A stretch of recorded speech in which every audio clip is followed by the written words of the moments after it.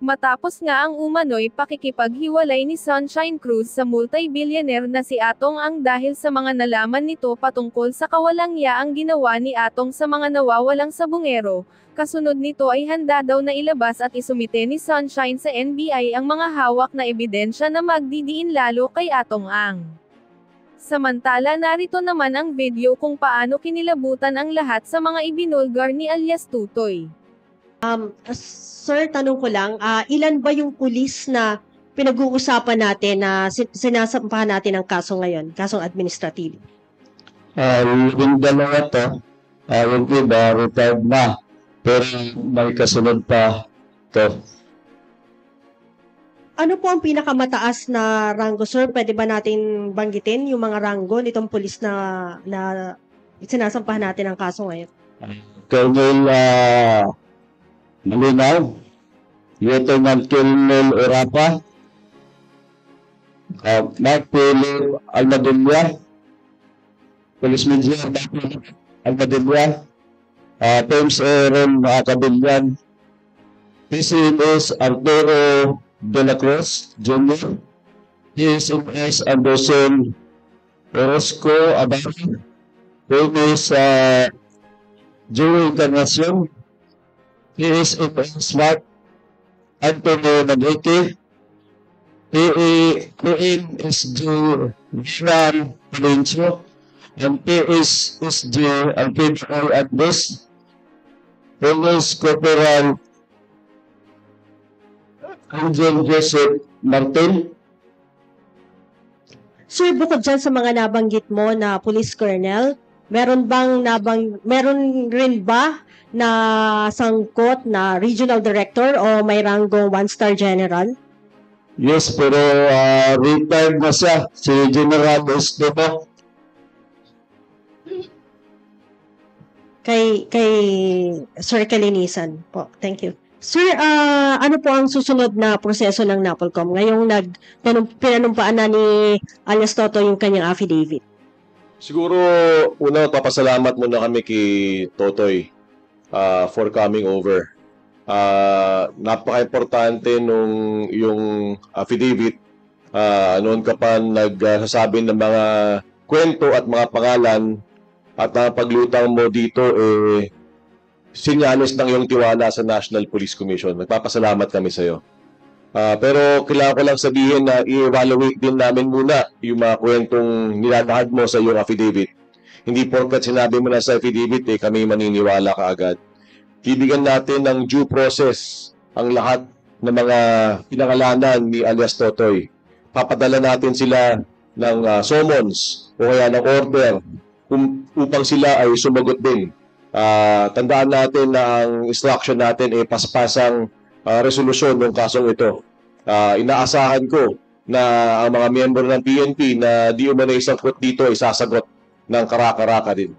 So after ng evaluation, maaaring ito'y humantong sa formal charge kung sabi ng ating mga evaluator, pwedeng sumampa to, tayo may jurisdiction. After which, pasasagutin natin ulit yung ating mga respondent na police. Kung kailangan ng mga hearing, bibigyan natin yung mga hearing na ito. After which, sasampa na ito sa commission proper kung saan pag-uusapan namin yung kasong ito at puhusgahan na namin yung kasong isinampan ni alias Totoy. Thank you very much, Vice Chair. May we call our second reporter who will ask his question, Mr. Joash Malimban of BNC. Kay Sir Dondon po. Sir, sino po dito sa mga pulis na to yung team leaders na allegedly nakakatanggap ng 2 million pesos per month? Si Colonel Malinaw, sir, hindi po. Si Colonel Malinaw, nagpunta nito, 200,000. Pero ilang banggitin ko lahat ang tungkol kay Colonel Malinaw. Una, si Colonel Malinaw. Ang pinakauna ko talaga matalaga si Colonel Malinaw. Pinagamitan siya sa akin ni Inesensyo Salazar. Hanggang sa pandemic mo at pinagkilala ka sa akin si Colonel Orapa. Pangalawa, si Engineer Inesensyo Salazar, lumapit sa akin para bigyan ko raw ng monthly na 200,000. So sa sobrang dikit nila, nung panahon na nagtago ako, na pinatago kami ni Mr. Atong Andal, duminanit kami ng mga ko Alam sa nila. Meron criminal na malinaw, nasa ito sa regional chief ng CRPG. Ngayon, hindi siya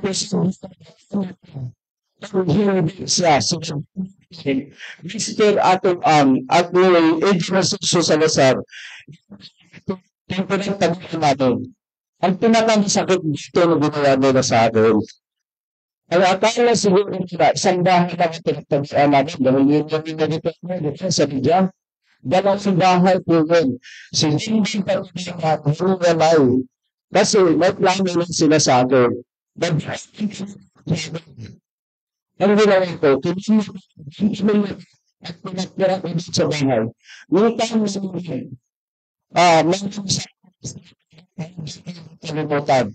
Pag kalimutan naman ang balik kinasahad, dito kami isasama ko rin siya dito. Dahil isa siya, may notisan, dito magpatayin na to. Dahil susunod, cellphone ko, yung na ganito. At saka isang dad ng anak ko. At saka, pinagpisan, nagtaro pa sila. Kasi ang patawin na dapat isama ko rin dito, sir. Diyan mismo, ang pintik na dito sa ano ko. Nagampot ko lang yung anak ko. Sabi ng Santa Biblia, sakyan, sir. Dito, nang dyan yung pating niya to. Ito, katalang sana ngayon.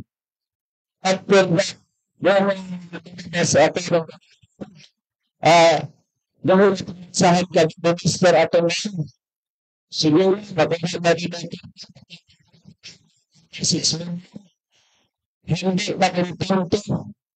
Yung tahong Japan. Kasama si Mr. Atolang, Engineer Senso sa Rasal, Mayor at saka si Kirby. Ngayon, agala ni Kirby Atolang, bibigyan siya ng pera ni Mr. Atolang. Hindi kailan ko meron si ito silang nagkabigayan. Ngayon, nagpaanan ng si Mr. Atolang, Boss, kailangan ko sa ganaw at magpahinga muna ako. Ang ginamit nito na kingay malinaw, sunod siya hanggang das. Dahil sa December 3, sunod siya sa anak ng makatulog. Hanggang nagpinata ako ng 200,000. Magiging sa 200,000, binigyan ko pa siya ng anak. Ngayon, nag-isip ako, ito si Tingnan Malinaw. Membro ng online sabi dahil siya ang servido, siya ang ng Batangas. Ang hiling sila lifestyle para adaptan sa Pilipinas. Thank you. Thank you. Sir, last your answer. question po on my end po, sorry. Follow-up Pahabol lang. question. Are these also the police officers involved, sir, sa ambush po nun kay Calabas City Councilor Arvin Manguia noong 2021? Ulit, Sila rin po ba yung police officers na involved sa ambush kay Arvin Manguia noong 2021, sir? yes, ang yung team leader na si Lieutenant Colonel Arapa, attorney na siya ngayon. Pinagmamayabang niya pa nga sa akin. Sir, kaya nga ako nag-attorney para kaya ko dipinsahan yung sarili ko. Ngayon, yung time na yon, pinapaambos yan ni Mr. Atong Ang sa halagang 2 million. Dahil ang akala ni Mr. Atong Ang, ito si Arvin Manguia, siya ang pinanser ng Manchuchupi. Ngayon, minisyonan na pinapambos. Kinabukasan, parang gusto na manghingi yung mga dumali kay Manguia. Sabi ko kay Mr. Atongang, bakit ko bigyan ng 2 million yan? Hindi naman namatay si Arvin Manguia. Thank you, sir. Thank you. Our next To ask our question is Miss Third Ann Malonzo of Sunstar. Miss. Sir, good morning po. Ay, good afternoon. Kay Vice Chair muna. Sir, mga gaano katagal kaya bago ma-resolve itong complaint na final nila today?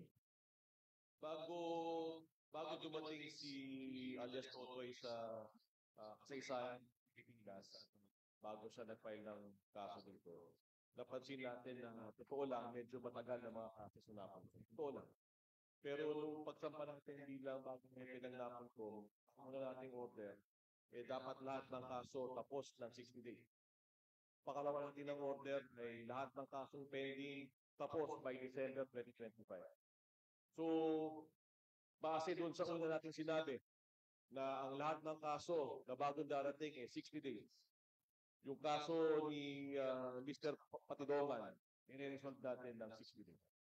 Kung magkasala man kami, lumagpas kami ng korte, 60, 70, pero 60 days siya. Hindi na siguro masama kung 70, 80 days. Pero we're targeting 60 days from the filing of the complaint today until the release of the decision. 60 days we have. Kay Mr. Patidongan, sir, kanina pinangalanan niyo po si retired General Estomo. Pwede niyo bang ilahad, sir, ano yung partisipasyon niya doon sa anong involvement niya dito sa kaso na ito at kung magkano po ang tinatanggap niya monthly, sir? Si General Estomo, siya ay membro ng ALPA. Na labas yung pangalan niya, pero ang nakalagay doon, yung mayor na si Bernie Tacoy, yun ang lantad na pangalan. Ngayon, yan si General Estomo. Isa yan na nag-udyo kay Mr. Atong Ang na boss, patayin mo na si Lindong Patidongan para matapos na yung problema mo na yan. Pero wala siya tinatanggap na monthly, sir. May monthly yan sila. Pag sinabing impang, kasama siya sa hatian na tag 70 million. Pero tatlo yan sa grupo, siguro hati-hati sila sa 70 million a month. Thank you. Our next to ask question is Mr. Emil Sumangil of GMA Public Affairs. Magandang hapon po. Vice Chairman, sir. Good afternoon. Itong mga kinasuhan po o hahawirin din ng kaso ngayon, nasang kustodiya na po sila at kumpleto na ho ba o may hinahanap pa ho tayo? Go ahead, sir. Una, hindi ko pa nababasa ni one page nung affidavit ni alias Totoy. As you can see, kakapile pa lang. Pagkatapos nito siguro, hihingi ako ng kopya, mamasahin ko yung kopya. Alamin natin sino yung mga active dito, sino yung mga dismiss na. Kasama din dito yung paghahanap kung nasaan sila. Kung sila ba ay nasa restricted custody ayon sa Philippine National Police. Kung ano man ang utos ng PNP dun sa mga pulis na nasasangkot as of now, bago nagpa-file ng kaso si Mr. Patidongan, call ng PNP yun. They should have El Burul. Let us not forget that these policemen are still policemen and are supposed to follow orders. So kung anong order nung hepe nila, ni Chief PNP Torre, so be it. Kung inutos ni Torre na naka-restricted custody sila o mag-report sila sa HSS kung saan naman sila, so be it. Pero ngayon na nakasampa na ng kaso ito sa amin, i-evaluate namin kung kinakailangan na mag-issue kami ng preventive suspension, pagmumuni-munihan namin base doon sa ebidensya na isampa ni alias Totoy. Mr. Patidongan, sir. For the record lamang ho, ano ho ang pagkakasala o responsibilidad nito mga pulis na ito na inyong mga reklamo dito sa NAPOLCOM? For the record lang po at para sa sound on tape po mamaya. Go ahead, sir. Itong mga polis na to, sila ang kumukuha ng mga missing sa bumero galing sa PAR. Sila ang nagdadala doon sa Taalik. Marami yan sila, Kole. Hindi ko lang mapangalanan dahil kilala ko naman yan sila sa mukha. Dahil yung binigay sa akin, medyo kulang to. Last na lang. Vice Chairman, matutukoy na po ba natin kung anong klase kaso po ang isasampalaban dito sa mga polis? Doon binanggit niyo po na hindi niyo pa nababasa yung affidavit, sir. Tukulit na po ito. Hindi ko pa nababasa sa huli ko. Pero, doon yung nakalagay sa affidavit. ang most likely na kaso ay grave conduct unbecoming of a police officer. Ang penalties noon, ang pinakamababa ay suspension, ang gitnang penalty ay demotion, ang pinakamabigat na penalty doon ay dismissal from service. Thank you, Vice Chairman. Thank you, Mr. Patidongan. Thank you, Mr. Renosman. Call now Mr. Alan Gatos of DCWB. Kay Patidongan, so binabanggit nyo kanina, 12, no? Pero sa pagkakaalam nyo, ilan ba lahat ang mga pulis na involved dito na hindi nyo pa nasasampahan na reklamo? At gaano karami pa ito na pwede yung ireklamo? 12 lang yung active. Yung iba nito, retired at saka dismiss. Yun yung sila ni Mike Laperia. Naiwan ko lang yung lista ko, pero mayroong isang yung kapatid ni Art de la Cruz. Dismiss po yun. Parang 3 yung dismiss dyan.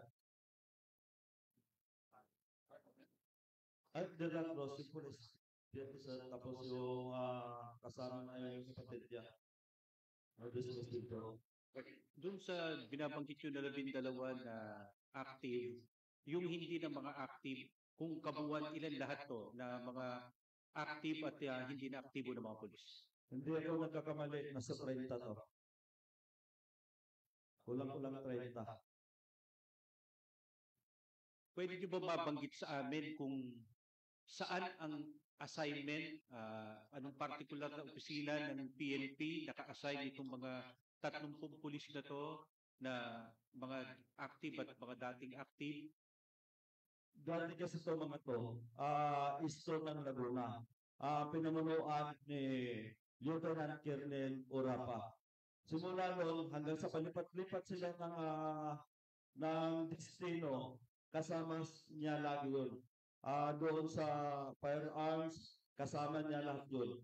Kaya nagsabi nga ako kaya Sir Ali na sir, bigyan mo ako ng kopya ng lahat na empleyado doon sa licensing na pinamunuan ni Lieutenant Colonel Orapa nung panahon ni General Mata.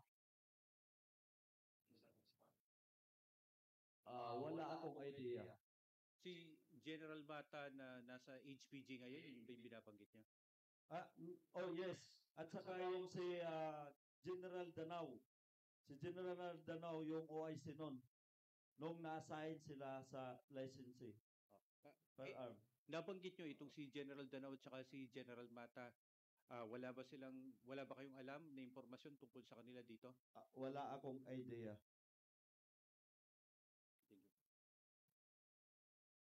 Thank you, Mr.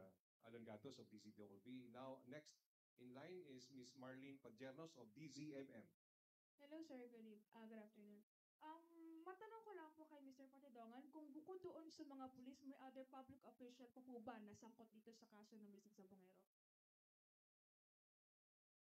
Yes, yung Vice Mayor na lately nang binanggit sa akin. At saka yung si Judge Felix Reyes na hanggang ngayon nakaupo pa sa PCSO. Vice Mayor po ng... Ex-Vice Mayor yun ng Talisay, Batangas. Natanawan. Charlie Natanawan. Charlie Natanaw. Okay. Ano po yung naging nila? Ano po yung naging involvement nila? Itong si Charlie Natanawan, naikwento lang sa akin nitong isa sa kasama nilang polis. Siya ang tumatanggap ng mga tao kung saan dinadala kung paano katayin. Thank you. Our next. Si Judge Felix Reyes po. Mayroon pa follow up. Sige. Ito si Judge Felix Reyes. Siya yung tagalakad ng lahat ng kaso namin sa missing Sabongero na inutusan ni Mr. Atong Ang. Kay attorney po, kay Commissioner Carnisan, ngayon po meron ng affidavit from Mr. Patidongan and other complainants po. saan na po direksyon ng investigation natin? Nabanggit po nakaraan ang talpakan dito na sa NAPOLCOM. Ano po ang magiging susunod na hakbang po? So, of course, babasahin namin at i-evaluate ang complaint ni Mr. Patidongan at yung lahat ng nasa kasama natin sa likod. I think yung mga pamilya ng mga biktima, yung mga yan, babasahin natin lahat muna ng affidavit nila. Wala pa ako nababasa ng isang pahina ng affidavit na kahit na sino. So, from there, it will be brought to an evaluation stage. After evaluate yan ng ating IMIS, Inspection, Monitoring, and Investigation Service, magre-recommenda sila kung ito i-formal charge o kaya kakasuhan na. After nating kasuhan, kung dapat ng kasuhan, papasagutin uli yung mga respondents. So papasagutin na bago mag-file ng formal charge, papasagutin din after ng formal charge. 2 beses sila sasagot. After which, magpapatawag ng mga hearing. After ng hearing, kung kinakailangan pa mag-position paper, gagawa pa ng position paper. After noon, ito ay sasalang na sa Commission and Bank, kung saan ito ay pag-uusapan ng puspusan na kung saan dun magkakaroon ng hatol ang National Police Commission. Pero, if I may, while all of this is ongoing, tuloy pa rin ang investigasyon ng National Police Commission. So, any and all information from all sources, kung merong pang tao dito na may alam o susi pa sa pagkakalutas ng lahat ng di umano'y pagkakawala o kaya pagkakamatay, di umano ng mga ilang sabungero dito, maaari po kayong lumapit sa National Police Commission. I think, meron pa yata isa yung dating councilor ng Laguna. Kung siya yung mag-file dito, tatanggapin din namin ang kanyang complaint affidavit. Thank you, sir. We call on Mr. Jeff Caparas of ABS-CBN. Hi, sir. Good afternoon. Sir, kay Julie Patidongan, for bago ang lahat, Sir Julie, i-blur ka ba namin mamaya pag-broadcast? I think this is the question for everyone. May naka-live naman yung NAPOLCOM. Are we gonna blur you or bear it all? Hindi kinakailangan. Kanina nyo pa ako kinuhaan ng Yun nga. video. Para lang Ngayon, po clear. i-blurt mo na. So, para lang clear. Kasi even though na ganyan, para mamaya sa TV Patrol, malinaw. Tingin mo, hindi naka-live yan? Hindi po kami naka-live, sir. Yung some of us hindi naka-live. For those na hindi naka-live, just to seek your permission, sir. Sige, okay lang. Depende Okay na. kung anong gusto mo. Hindi, sir. It's not depend on me, sir. It's not depend Sa on akin me. kasi yan, kalat na yan, no? Hindi, sir. It's not depend on me. Actually, sa opisina ito. And anyway, sir. Sir, dun sa mga binanggit ng police, may nakikipag-ugnayan na ho ba sa inyo na makikipagtulungan to be on your side? Sa ngayon, hindi naman nila alam yung kontak ko. Okay. Pero may mga tao, mayroong nagpaparating na. Kapag nag-ipon-ipon na yan sila doon sa Camp Crame, baka karamihan yan, babaliktad na. At natakot yan na mataob yung kaldero nila. Oo. Okay. Sir, si General Estomo, have you met him? Nagkita ba kayo face to face? Yes. Yes, sir. Yes. And paano po nakarating sa inyo na he's the one instructed to kill you kay Mr. Atong? Alam mo ito si Mr. Atong Ang. Chismoso rin kasi to. Totoo. Kung ano yung mga plano, sinasabi rin sa akin. Nadulas man siya. Alam mo sa totoo lang, pinapapatay ka na ni General Estomo. Hindi ko lang ginagawa. That's it. That's it. Okay.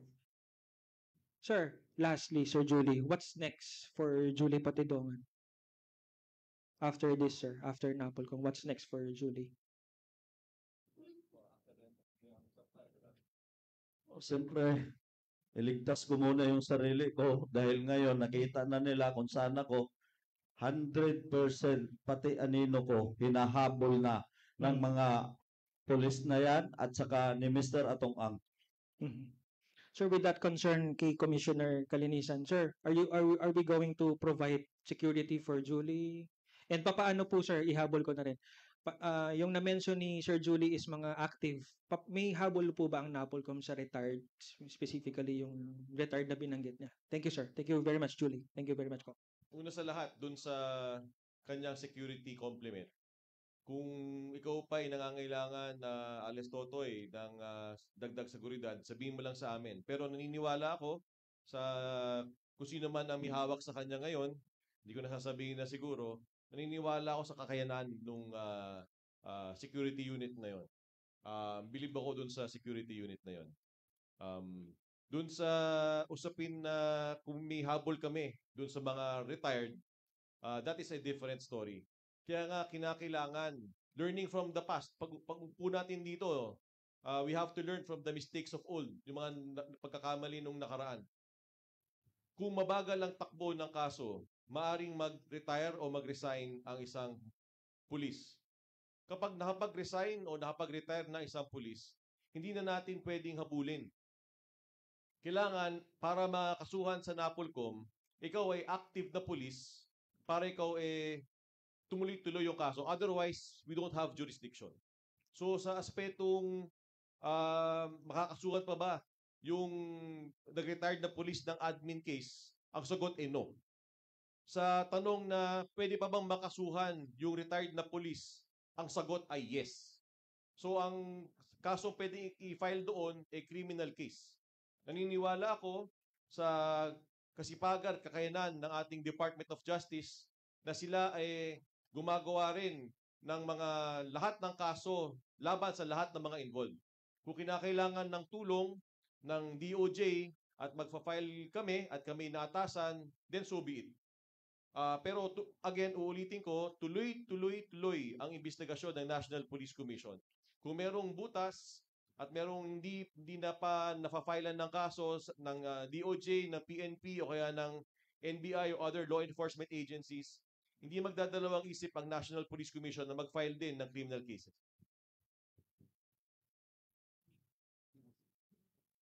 Thank you, Sir Vice Chair Kalinisan. Before we proceed to our next reporter, we are reminded that there are only 4 more reporters to ask questions in this session. Our next reporter or media is Mr. Jairo Boliedo of Rappler. Hello po, good afternoon. For Totoy, sir, to confirm lang, yung sinasabi niyo po na Estomo is si retired Lieutenant General Jonel Estomo, sir? Yes, sir. Okay. May question, sir. Nabanggit niyo po yung pangalan po ng mga pulis po na sinampahan niyo po ng reklamong administratibo. Paano po naisip ng Alpha Group o kung sino man po na involved dito sa pagkawala na itap itong mga pulis na to? Saan nila nakuha yung idea at paano yung naging communication from the beginning po? Una niyan, pinakilala nga yan sa akin. Si Colonel, Major pa yan noon, si Urapa. Pinakilala sa akin na ni Colonel Malinaw. Dahil yan si Colonel Malinaw, kaibigan yan ni Engineer Silso Salazar. Close yan sila. Doon nagsimula ang lahat ng mga pangyayari. Just last follow-up on you, sir. Bukod po sa sabong, sir, meron ba silang parang allegedly illegal activities prior to the sabong na involved sila? Kaya nagka-idea na ipakilala po sa inyo?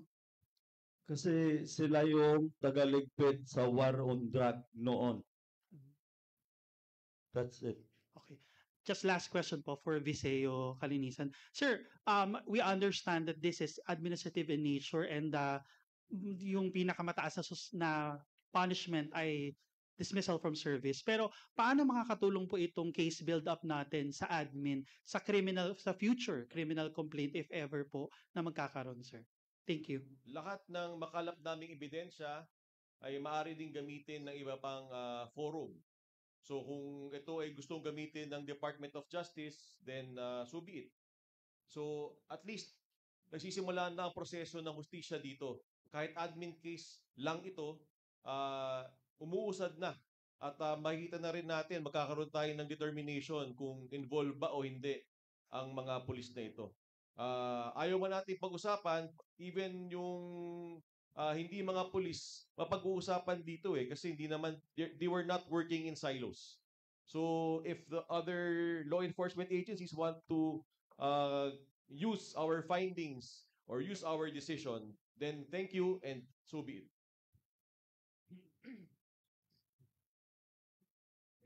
Thank you very much, Mr. Jairo Boliedo. Next to ask question is Mr. Gary De Leon of TV5. Sir. Kay Sir Dondon Patidongan. Sir, dun sa 12 pulis, paki-divide natin. alin ba ron ang may kaso ng paggawa ng missing sabungero sa Santa Cruz at sa Manila? Actually, lahat yan sila. Dahil isang team yan sila kung lumakad.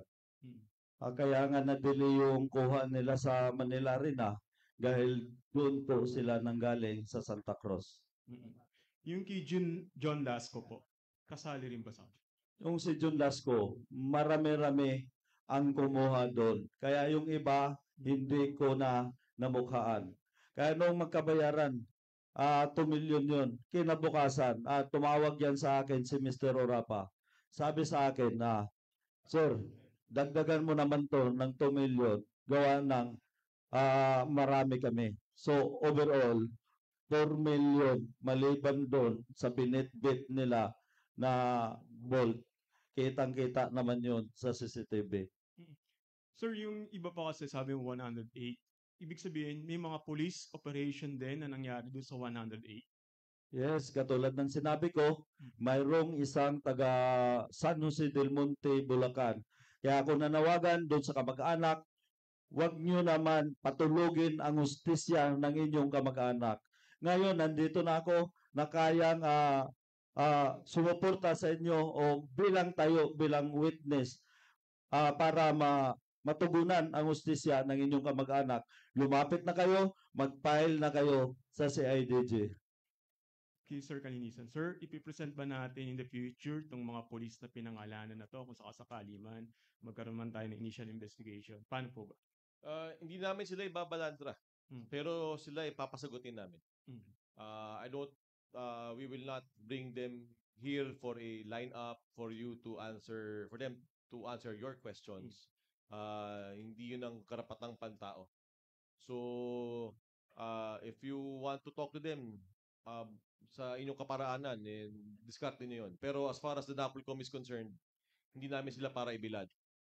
We will respect the human rights of everyone, including respondents. We will follow due process of law. Due process not just for the complainants, but also due process for all respondents. Yun ang esensya ng institusyon.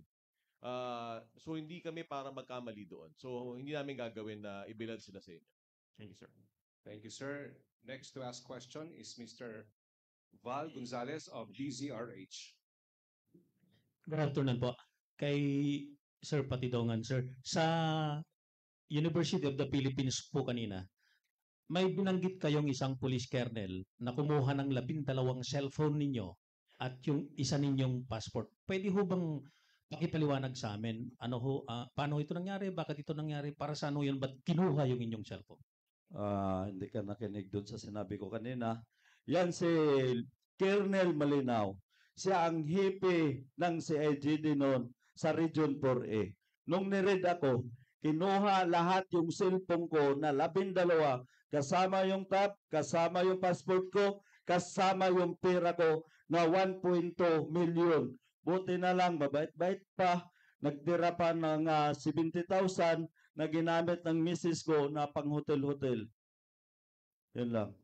Next question. Doon ho sa 108 na nababanggit na itinapon doon sa Taal, lahat po ba yun ay puro mga sabungeros? Yes, lahat yun nanggaling sa sabungan ni Mr. Atong Ang. May pahabol pa nga sila nung nakarang taon. May nagnakaw ng manok. Kahit imbestigahan nyo doon sa PNP na COP ng Lipa, dahil kaklase yun ni Orapa, na nabanggit pa sa akin nung isang pulis din, bakit din nyo naman inayos yung trabaho nyo? Kitang-kita sa CCTV yung sasakyan nyo at mga mukha nyo. Ang problema, ayaw ilabas ni Mr. Atong Ang yung CCTV kasi sira daw. Pangalawa, yung sa Siniloan na dinukot din nila, nagnakaw ng manok, hindi lang isa yun, nakatakbo yung dalawa. Kaya umabot ng 110 yan. Katulad ng sinabi ko noong nakaraan, wala akong idea talaga kung paano nilang kinatayan, kung ang ibaba ay nilibing o sinunog. Yun lang. Okay. Yung last question ko sa inyo, mainam na kayo na rin ho ang sumagot. Kasi doon ho sa social media, ang dami hong lumalabas na napakayaman daw ho ninyo at dalawa daw yung inyong mga sasakyan na mga bulletproof. Ang dami daw ho ninyong mga properties like lupa, may resort para ho kayo. Yes, natural kasi pinaghirapan ko yan. Dahil ako, mayroon akong betting station nung panahon ng online sabong. Yun. At itong kung nag-isip kayo na ninakaw ko o binayad ni Mr. Atong Ang para pumatay, kahit singkunduling, hindi ako binagyan dyan para sa mga missing sabongero. Alam ng mga tao, ng mga sabongero, na ako ang may-ari ng betting station sa lahat ng sabungan yan. At alam ng Panginoon yan na walang halong, wala siyang binigay na para pumatay ng tao para bayaran ako. Okay, thank you. Kay VCEO Kalinisan, sir. Ang next pa na maririnig namin sa mga susunod na mga araw, dahil may mga pulis na nasa active service pa, ay yung preventive suspension. Ang NAPOLCOM ho bang i-initiate ho ng paglalabas ng mga preventive suspension doon sa mga police personnel involved? Una, syempre kailangan natin i-assess yung ebidensya. Gusto ko rin makita kung nag-request dun si Totoy sa kanyang final kung meron siyang request ng preventive suspension also. Kung may banta sa buhay ni Totoy o ni Numan at malakas ang ebidensya base doon sa ipinasa kanina, maaari kaming order ng preventive suspension ng mga pulis na ito. Ayoko lang pangunahan. Sisilipin natin yung papel. Nag-file ka ba, Totoy, ng request ng preventive suspension? Yes. So, sisilipin natin ito kung nag-file nga siya at anong laman nung kanyang mga nilalahad. At base rin doon sa mga final ng affidavits at complaints nung lahat ng mga kamag-anak ng mga namatay. Thank you, Mr. Val Gonzalez. Thank you, sir. Our next reporter to ask question is Ms. Bea Pineza of Bombo Radio.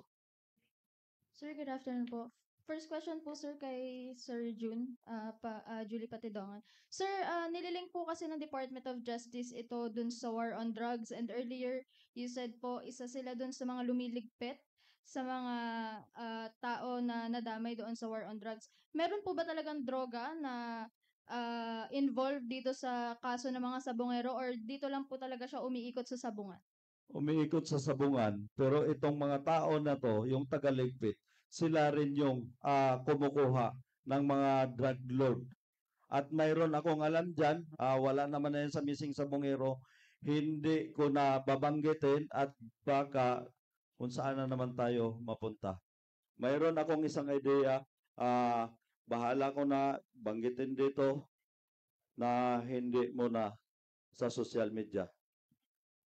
Okay, sir. Sir, ask ko na lang din po sa part ni Attorney Rafael. Sir, given na kasama po or nabanggit na po ni Sir Julie Patidongan po yung about nga dun sa war on drugs involvement nitong mga nagliligpit na mga pulis, madadagdagan pa po ba or possible madagdagan yung mga kaso nila maliban po dun sa involvement nila dito sa missing sabongero, sir? And what are the possible cases po na maaari po nilang kaharapin po, sir? Ngayon ko lang narinig yung sa war on drugs. Nabanggit yata yan ni DOJ Secretary dati. Pero ngayon ko lang narinig mismo kay alias Totoy. So, babasahin muna namin. Pero isa lang ang masasabi ko, no stone unturned. Kung anong nakalagay doon, so be it. Kung ano ang ebidensyang lumabas, so be it. Kung lumabas sa investigasyon namin, so be it. Pero due process will be done. Hindi tayo magbabara-bara. Pakikinggan natin ang panig ng lahat. Thank you so much, Mr. Kalinisan. Next to ask question is Mr. Mike Guyago of DZXL. Good afternoon. Kay Sir Julie Patidongan. Sir, maraming malamang ang nagtatanong kung bakit ganito ang inyong tapang na ipinapakita despite itong mga nakakabangga mo talaga ay halos ang pagde-describe na ay halos malademonyo ang kanilang mga pamamaraan, ang kanilang pananakot at dito sa mga pagpatay. May mga bakit daw may mga nasa likod daw ba ninyo na parang malaking mga tao kung kaya't kayo ay humuhugot ng ganyang katinding tapang? kahit sinong tao. Pag ang pinag-usapan dito, pamilya, putang ina nila. Yan na akong katatakutan sa kanila. Kung alam nila sa buong pamilya ko, papatay niya. Kaya sinabi ko sa kanya, okay lang, patayin mo ako. Pero patayin mo buong pamilya ko. Hindi na pwede yan. Yun lang. Sir, meron ho bang mga police from the National Capital Region na nandito sa 12 na binanggit ninyo? Yes, nandito lahat sila. Nandito lahat sila. At dito naka-duty sila sa Luzon. Ano bang rango ni Estomo, sir, nung nasasangkot siya dyan? Ay, si Estomo, Alpayag. As a membro ng sabong yan. Pag sinabing Alpha, kasama siya sa 21 na yung binanggit nila na nagfinance. Pero lubog ang pangalan ni Estomo. Si Bernie Tacoy, Mayor Bernie Tacoy, ang lumutang na pangalan niyan. Thank you, thank you. Okay, that would be the last reporter to ask questions. May we now respectfully request the NAPOLCOM Vice Chairperson and Executive Officer, Commissioner Attorney Rafael Vicente R. Calinisan, to deliver his final message to the members of the media. Sir? Before I speak, meron pa bang gusto magtanong? Ba, meron pa. Go ahead.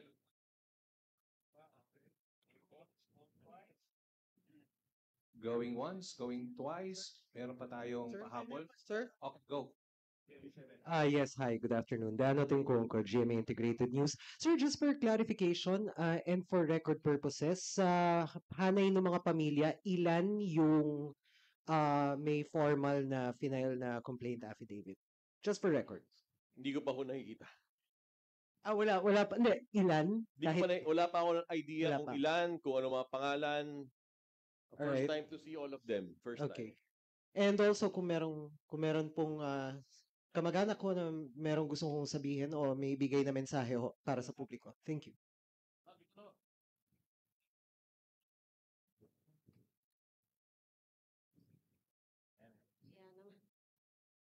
Magandang hapon po. Ako po si Charlene Lasco, kapatid ni John Lasco. To be honest, naiyak kami na pumapasok kami rito kasi parang ang treatment sa amin, no, very VIP. After 4 years, merong mga government agency na tumututok sa amin. Naiiyak ako kasi at masaya, nararamdaman namin yung suporta nyo. Sana lahat kayo huwag bibitiw. Kasi talagang malaking bagay itong siniwalat ni Dondon. At maraming nadadamay. Ngayon, kami, sa part namin, nandito kami palagi para sumuporta sa inyong lahat. Pero syempre, tao lang kami, nagtatanong kami. Makikita mo sa news palagi, bakit laging PNP? Bakit itong mga habitually engaged na to, may mga red flags na hindi nakikita ng mga kapulisan? Like for example, si Colonel Orapa, he was involved in a kidnapping in San Andres. Pero na-dismiss yung kaso niya. Bakit itong mga ito ay hindi nakikita? 'Di ba? So, sana ang suggestion namin sa mga kapulisan and sa NAPOLCOM also, na magpasa ng batas o ruling na pag nakita niyo yung pulis na may ganun pong kaso na, dapat nababantayan na. Kasi kamukha nito, no? Naghahasik pa ng lagim eh. Ang dami pang tinatamaan dito. So, kami, syempre, parang ang tingin po namin dito, pag hindi naasikaso, syempre, sumasama ang loob. Pero, like what I've said, sana ma-review nyo yung mga files nitong mga kapulisan. Kasi, hindi kami naniniwala na 20 lang to, 15, 30. Marami to eh. Kasi, magmula doon sa investigation namin 4 years ago hanggang ngayon, talagang may mga nag-feedback pa sa mga mastermind, may ganito. So, para sa amin, may sistema ho ito eh. So, talagang you have to take a look into it. Isang malaki ho itong sistema na kumakain sa PNP. Minsan, pagka sinabing PNP, napapaano ka na eh. Parang pulis na naman. Makita mo sa social media, pulis na naman.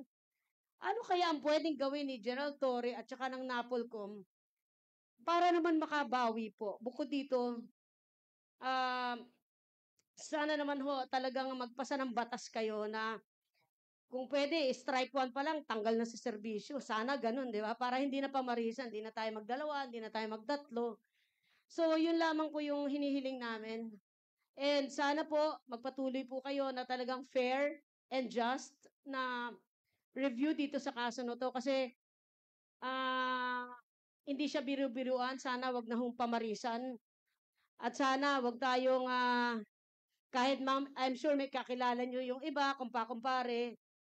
Sana ho, talagang justice ho yung maibigay po sa atin. Hindi lang ho sa amin. At saka yung iba pang hindi makadulog, natatakot, pero talagang humihingi rin. Hindi sila ganun ka-bold, ganun katapang, o ganun ka-porsigido. Sana mabigyan rin ho ng justice yung mga yon. Salamat po. If I may respond, ma'am. Nasa pangalawang buwan pa lang po ako na panunungkulan ko bilang pinuno ng National Police Commission. Meron po akong 6 na taon na fixed term. Pangako ko po sa inyo at sa lahat po na nanonood na taong bayan ho, magiging patas po ang National Police Commission. Lahat po ng kailangan pong gawin dito para malinis po ang hanay ng mga kapulisan ay gagawin po namin na walang takot. So kung meron po kayong gustong isumbong po sa amin, kami po ang pulis ng pulis. Kung di man po yun yung awareness level po ng NAPOLCOM, maaari po napakababa. Pero siguro po sa mga nangyayari ho ngayon, katandaan po ninyo na meron po kayong maasahang hustisya sa National Police Commission.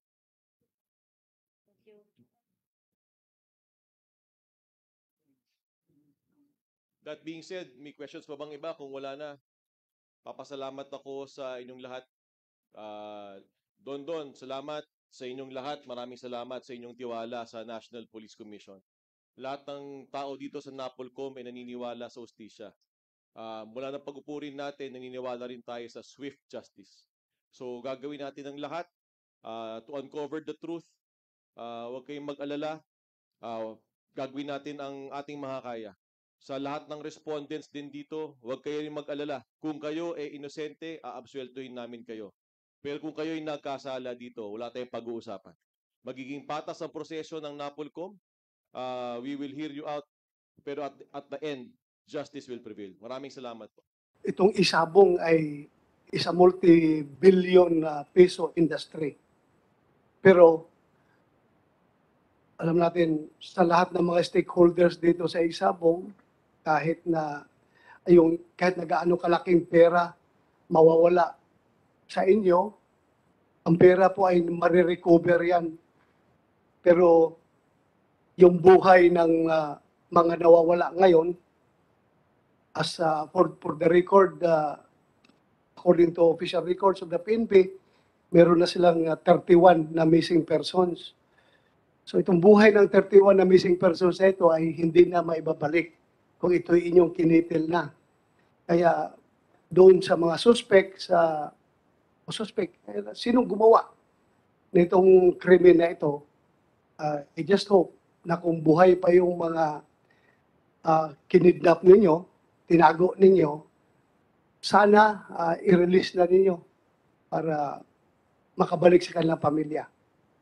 At kung siya namang palad ay ito'y namatay na, sana naman bilang isang Kristiyano or bilang kung kayo hindi Kristiyano, sana tulungan naman ninyo ma-recover yung katawan, yung bangkay nung pinatay ninyo, kung saan man nyo ito tinago, saan nyo nilibing, para mabigyan ng magandang libing sa ating mga mahal sa buhay.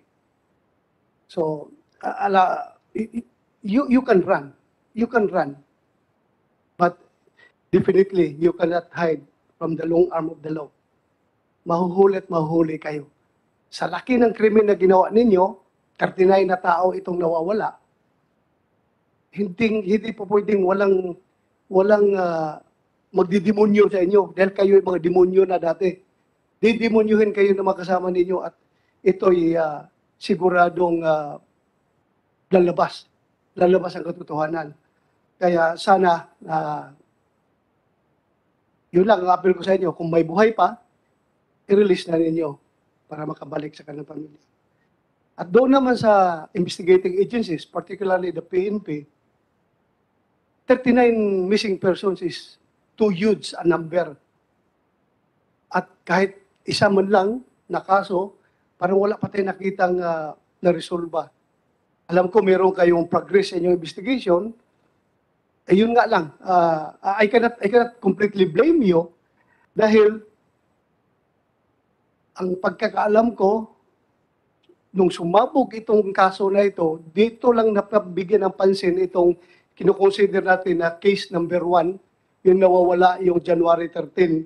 Then afterwards, nagbabaktak na kayo, sa kanyo na malaman na ganoon na pala ka dami ang nawawalan tao sa Isabong.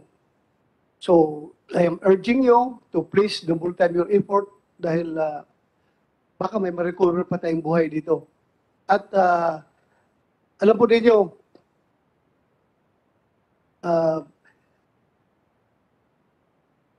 sana huwag kayong manghina sa investigation nyo. Huwag kayong matakot kung sino mang mababangga ninyo. Kung may mababangga kayong malaking tao, influential na tao, kagaya ng ginawa natin sa war on drugs, kahit sino binabangga natin, huwag kayong matakot. Gawin niyo yung trabaho niyo para sa ating mga kababayan. Sana hindi tayo abot sa punto na noon, kinatakutan na ng pulis yung mga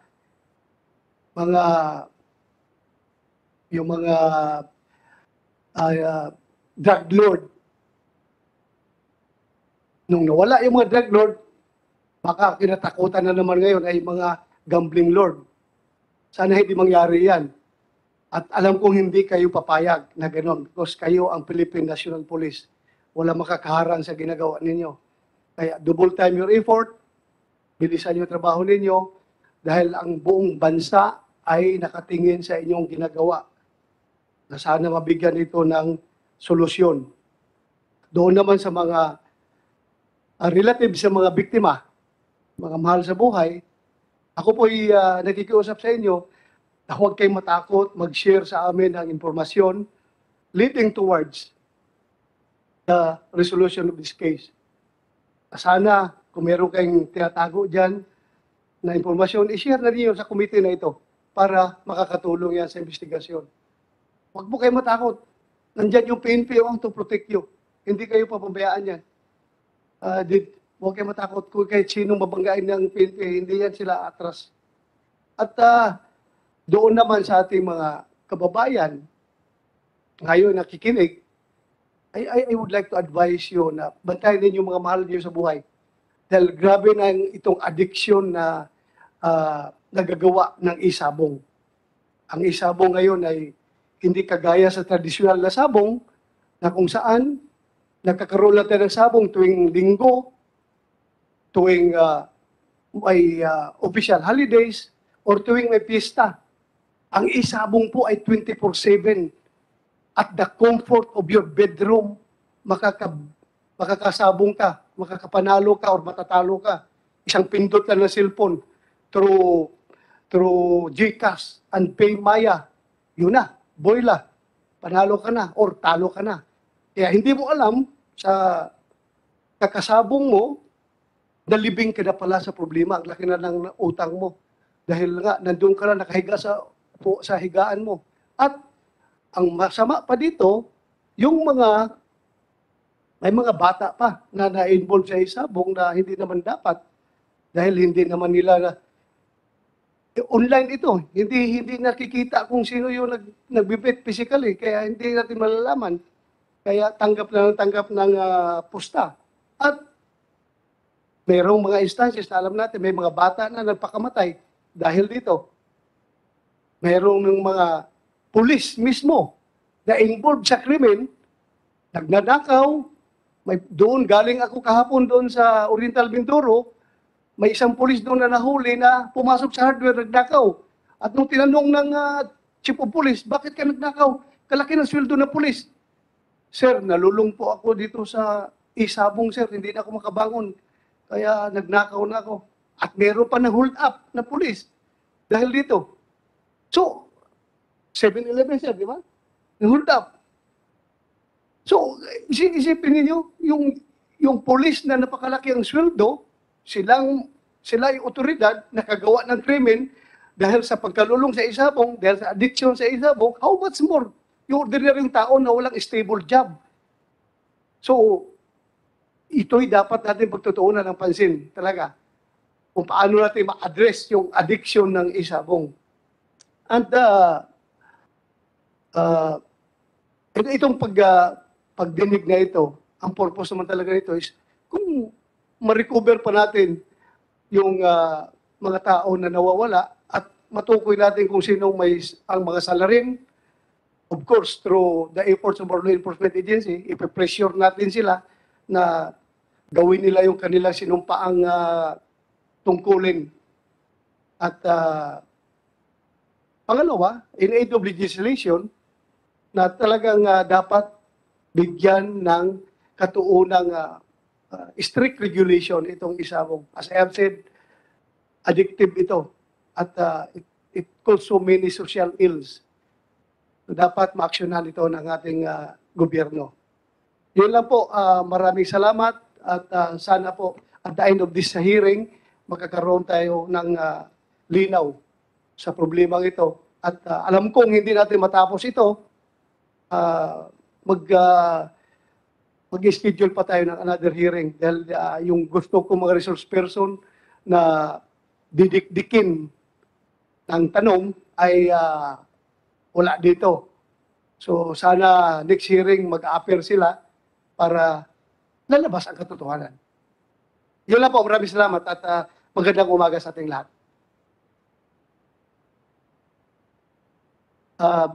Mr. Chair. Yes, before I recognize you, Senator Grace po, the physically present senators here are, there are 3 of them, so sila muna ang unahin nating mag-deliver ng kanilang opening statement, then afterwards kayo na, virtually present. Is it okay with you, ma'am? Yes, of course. Thank you. Okay, thank you po. First, si Senate President is recognized. Sir, you have the floor. Thank you, Mr. Chairman. I wish to thank the chairman of the Committee on Public Order, Senator Ronald De La Rosa, for calling this hearing on the rising number of missing persons allegedly involved in Sabong and Isabong related incidents. The fact is, cockfighting is a popular pastime in the country as it dates back to 6,000 years ago, if I'm not mistaken. There is no pastime in the Philippines that is as popular and as old as Sabong. And it even rivals the popularity of basketball dito sa ating bansa. It is said to be a billion-dollar industry, making cockfighting a great source of revenue for the country. Now, the sport is being haunted by a controversy due to the increasing number of missing persons allegedly involved in the said sport. But again, cockfighting has cultural significance, and that is, it has brought entertainment and income to the Filipinos. So the immediate resolution of the matter should be made. So thank you for the public hearing that you called, Mr. Chairman. Thank you, sir. Senator Pinglac-Nung, sir, you have the floor. Thank you, Mr. Chairman. As your Vice Chairman and erstwhile Chairman of the Committee on Public Order and Illegal Drugs, I have a very brief statement to make. 31 reported missing persons, as of last count or latest count, without any trace apparently, is a big challenge to the Philippine National Police and the entire law enforcement community. Now, failing to resolve these cases will be a big slap or an embarrassment to the PNP as well. So I hope this legislative inquiry can help resolve the issue at hand. So with that, Mr. Chairman, thank you very much for the opportunity to make that statement. Thank you, sir. Senator Tolentino, you have the floor. Thank you. Will defer to the best investigative minds present here. We have two former chiefs of the Philippine National Police as part of the committee. We have the former chief of the Dangerous Drugs Board, Mr. Chairman. So I would probably just be infusing some legislative legal inputs relative to the power of PAGCOR to grant franchises, if these are really pursuant to Republic Act 9487, as well as the social implications of what is going on right now, without dwelling into the factual basis of this investigation. I hope this will be very productive. Thank you, Mr. Chairman. Thank you, Senator Tolentino. Next, Senator Poe, Grace Poe. You have the floor. Thank you, Mr. Chairman, for calling this hearing. Good morning to our colleagues and our resource persons. Napakahalaga po na malaman natin ang punot dulo ng mga issue ngayon. Hindi po biro ang kawalan ng buhay o ang nawawalang mga mahal sa buhay. Kaya po ako sumali din sa hearing na to sapagkat hindi kaila sa atin na merong aplikasyon ang Lucky 8 ng prangkisa sa Senado. Ito'y pumasa na po sa Kongreso. Ngayon ay pagbukas ng Senado muli sa darating na Mayo, tatalakayin natin. At mabuting bukas ang talakayan na ito. Alam nyo, maraming nagsasabi na huwag bigyan ng prangkisa ang Lucky 8 sapagkat may mga nangyayari nga sa ating lipunan na hindi kaaya-aya dahil sa sugal. Pero ang totoo nun, ang nagbibigay naman talaga ng provisional license to operate ay ang PAGCOR. So, ngayon na binibigyan nila ito, dapat talagang talakayin din sa Kongreso kung naayon ba na magkaroon ng prangkisa ang isang pasugalan katulad ng Lucky 8. Ngayon, ito naman ang ating iisipin. Pag merong prangkisa, unang-una, merong oversight. Mas mababantayan ang mga ganitong klaseng operasyon. Mas magkakaroon ng malinaw na mga probisyon kung ano bang papayagan natin, 24 hours ba na sabong or kung ano man ang mga ibang regulasyon na maaaring maaprubahan. Pangalawa, doon din sa prangkisa, merong kapangyarihan ng Kongreso na bawiin ang prangkisa na ito pag nagkaroon ng violation o hindi pagsunod sa mga naayong probisyon sa prangkisa. Isa pa, kung ano man ang kinikita ng isabong na ito ay maaaring ibigay sa tamang ahensya ng gobyerno bilang buwis para mabigay naman sa mga ibang programa na kailangang ipatupad ng gobyerno katulad ng universal healthcare. So ngayon, tama yung sinasabi ng ating chairman na isang buhay, 30 ilang buhay ay napakahalaga. Kaya iisipin natin mabuti, sa pagbibigay ba ng prangkisa, mas makakabuti ito sa kabuuan ng ating lipunan para mas mabantayan ng ganitong uring mga pasugalan o hindi ito makakabuti sa atin. Kaya sana naman maresolbahan ang mga kaso na to at malaman kung sino talaga ang mga responsable. Maraming salamat po, Mr. Chairman. Thank you, Senator Grace Poe. Next is Senator Joel Villanueva. Thank you, Mr. Chairman. Magandang umaga po. Maraming salamat sa pagkakataong ito sa ating mga dear colleagues. Magandang umaga din, Mr. Chairman. I would just like to share my 2 cents on the abduction of at least 31 people na ho pala, hailing from Manila, Laguna, and even from my home province here in Bulacan because of their involvement in gambling activities. Mr. Chairman, hindi po ito unang beses na nangyari ang ganitong mga insidente. Ito pong 31 missing individuals are just the latest casualties. Napanood ko po nung isang araw yung sa news, yung isang video kung saan nakuha sa CCTV ang pagdakip sa isang residente ng San Pablo, Laguna. Nagpanggap pa pong mga NBI agent ang nag-issue ng warrant of arrest, and the victim was reported to be a master agent of online sabong and was accused of game fixing.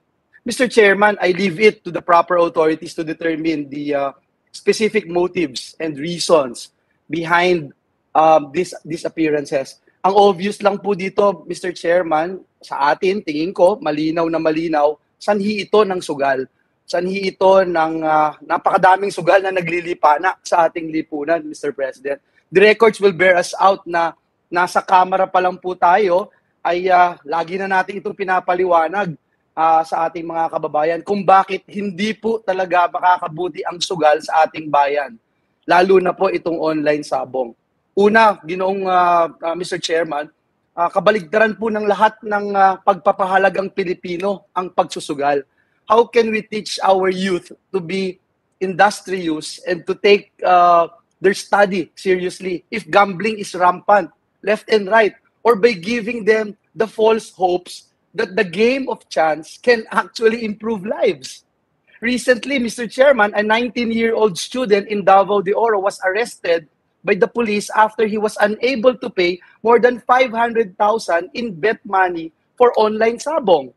Other students have resorted to stealing from their parents to play, some of whom are minors. There is also a reported incident involving a Quezon City police officer, binanggit nyo kanina, Mr. Chairman, who robbed an LBC branch in my province in San Miguel, Bulacan. Sayang naman po, Mr. Chairman, yung investment natin sa education and training.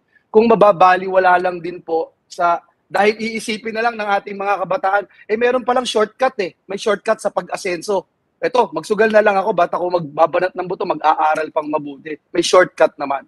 Pangalawa, Mr. Chairman, ipinapakita po ng rising number of missing persons allegedly involved in gambling o sa isabong na napakataas ng social costs ng sugal. In a news article written by Ms. Susan Ople of the Blas Ople Policy Center and Training Institute, sabi po niya, she cited circumstances of several of our OFWs who place bets online with payments done electronically. She stated that even labor attaché Resty de la Fuente flagged online gambling as an emerging concern among OFWs. And the list goes on, Mr. Chairman, with stories of bankruptcy, broken families, and other criminal activities as a result of gambling. There's also this 2011 study by Baylor University in Texas, I just want to put this on record, stating that the social costs for each pathological gambler is $9,393 per year, or almost $500,000 pesos kapag pinagsama-sama po yung nagagastos sa pag-solve ng krimen, adjudication, lost job productivity, unemployment insurance, therapy, treatment costs, suicidal, social services costs, at iba pa. And last but not the least, Mr. Chairman, gusto ko lang pong sabihin, in relation to my second point, na-establish na po ng maraming pag-aaral na ang pathological gambling is a mental disease. And there is a correlation between gambling and suicide.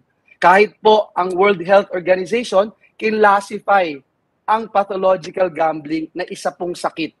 Now, ano po ang mga sintomas? Deaths and lies. Pangungutang at pagsisinungaling. These two symptoms, where to? Saan po ito pupunta? Broken marriage, dysfunctional family, children dropping out from school, infidelity, domestic violence, and now kidnapping. Klaro po, Mr. Chairman. This public hearing is very timely, kaya salamat, Mr. Chairman, for calling this hearing, because it's about time we wake up to the downside of gambling and discuss yung ill effects po niya, yung ill effects especially during these times of major health and economic woes. Of course, we should also exert all efforts. Equally important po to locate ito pong 31 missing individuals, save their lives, and return them to their families and loved ones kung may buhay pa po tayo nakikita. Muli, Ginoong Mr. Chairman, trabaho po at hindi sugal o ang pagtaya sa sabong, isabong ang magbibigay sa atin ng oportunidad sa ating mga kababayang Pilipino. Ito po ang dahilan kung bakit tayo po ay narito ngayon dahil trabaho ang trabaho natin. Maraming salamat po, Ginoong Pangulo, at sana po lahat tayo hindi pumayag na mabaliwala ito dahil sa sugal na hindi naman po oportunidad kundi panganib ang hatid sa ating mga kababayan. Muli, God bless us all. Thank you, Mr. Chairman. Maraming salamat, Senator Joel Villanueva, at I would like to take this opportunity that this humble representation is expressing his gratitude sa aking mga colleagues na andito ngayon, nag-attend physically at virtually, kahit na tayo ay naka-break. Salamat at tinutulungan ninyo ako at napakabigat po itong problema na ito. Again, Senator Pia, I just would like to, yung sa listahan natin, nauna si Senator Pimentel. Senator Pimentel muna, din ikaw, Senator Pia. So thank you. Senator Pimentel, you have the floor. Thank you, and thank you to Senator Pia for being a very understanding colleague. Mr. Chairman, congratulations for holding this hearing, which is in the nature of an investigation. Alam nyo, nung una ko itong narinig, itong problema na ito, at ako'y nagko-congratulate din sa GMA News, no? Kasi napansin ko na sila ang nakatutok po sa issue na ito. 20 pa lang nung nalaman ko ito, 20 missing persons. Ngayon, na-update nyo po yung figure natin, ay 31 na pala. Nung 20 nga, na-alarma na ako because napakalaking grupo nito.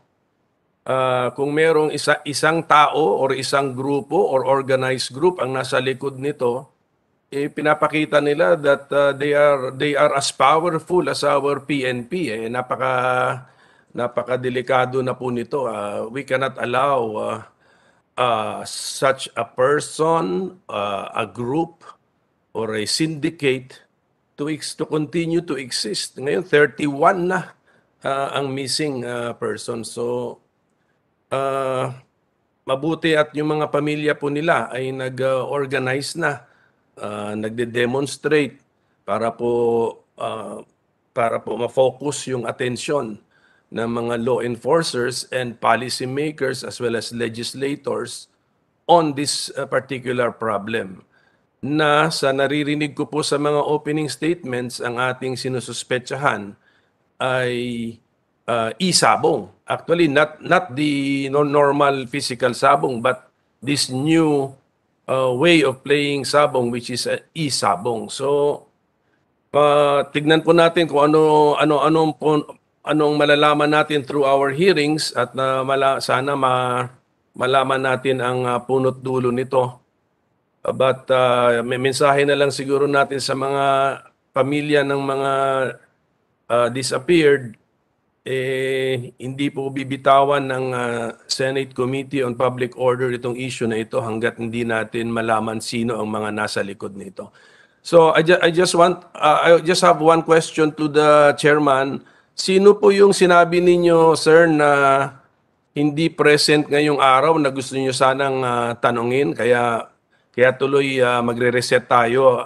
Surely magre-reset po tayo ng another hearing, Mr. Chairman? Yung mga management ng mga e-sabong arena okay. na inibitahan natin, yung mga gwardya hindi po dumating, and I think they are only represented by one attorney, Angelo Nino Santos. So mas gusto ko sana humarap dito yung mga nandoon talaga during the time of the incident nung nangyari yung pagkawala ng mga tao na nagsasabong doon sa arena. I'm sure that Attorney Santos is sige, Mr. Chairman. So, yun lang gusto ko, yung mga tao doon sa management ng mga arena. Yun lang gusto kong papuntahin dito. To end my opening statement, Mr. Chairman, I will support any motion in the course of this hearing which will force these people to attend our investigative hearing. So, salamat po, Mr. Chairman. Yes, Senator Coco Pimentel. In fact, the PNP has filed already several cases of obstruction to justice. At sana, kung ini-snub na yung PNP, dapat itong committee natin ay hindi la isnabin. So, salamat sa pagbigay mo ng reminders na gano'n. Next is Senator Pia Cayetano. Please, you have the floor, sir, ma'am. Thank you, Mr. Chairman.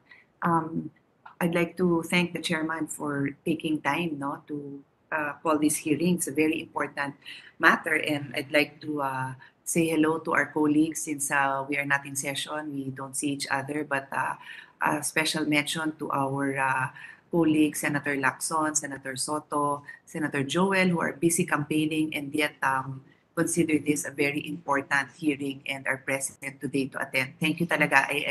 I personally appreciate your presence in this hearing kasi imbis na umiikot kayo, nag-aabala kayo dito sa napakalaking issue na to. So let me also join many of our colleagues who have expressed their concern on the disappearance of, as was updated, 31 people in connection with Sabong and Isabong. You know, as Senator Joel had mentioned, we already know that so many problems are associated with Isabong, and gambling and online gambling makes it even easier. So he mentioned broken families, mga pamilyang apektado, suicides, lahat yan alam na natin. No? I don't have to even repeat it. But even in the news, I think today, pati police nang hold up ng gas station para makabayad daw ng either pangbayad niya or pangsugal pa niya. So it's really terrible, and it is very clear that this is a social illness. So we have options. As Senator Grace Poe correctly pointed out, there is a franchise bill pending in her committee. This has already been reported out. With all due respect, I would have wanted to ask more questions, especially to PAGCOR, especially to the franchise holder, because I know Senator Poe does her best to explain when all of us know when we're the chairman and we're on the floor, but I had wanted the opportunity to be able to directly ask these people these kind of questions. Kaya very timely po, Mr. Chairman, ang pagtawag nyo kasi this gives us another opportunity to directly question these people who are bringing in, who are encouraging, who are financing all the elements that go into a lucrative online gambling institution in our country. And I mentioned that there are different people, different groups that play into this because it's not just the franchise holder. It would also be the loan sharks. It would also be creditors, online payment systems that are not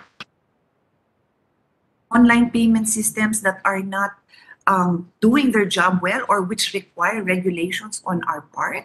Because paano magkakautang ng ganun-ganun kung ang limit ang laman ng debit card niya is 2,000. For example po, ako, nag-GCash ako.